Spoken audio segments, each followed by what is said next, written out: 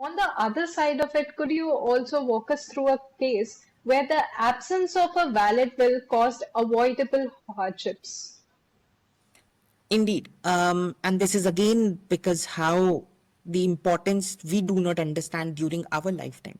And I'll totally agree with you, Vaishnavi ma'am, when you said one thing that will is the best gift you can give to your loved ones once you are not there.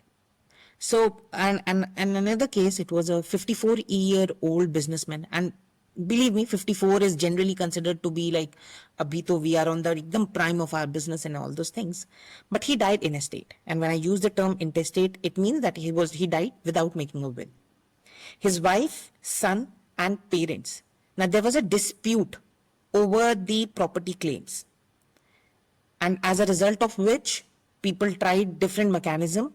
The court case finally had to freeze the bank accounts just to make that status quo that okay, these accounts are freeze because this is X person's account, he is no more, and there are number of claims over it. Everybody is claiming that he should or she should get that, so it was frozen.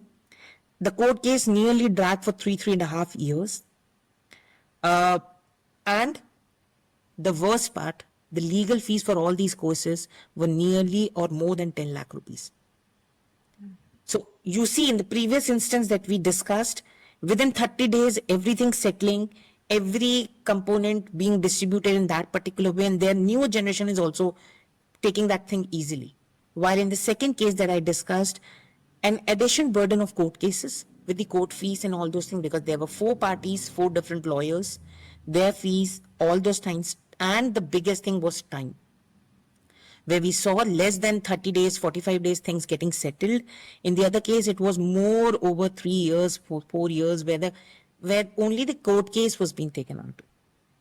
And thus, the only way this could have been prevented was the will. Very true, sir. Very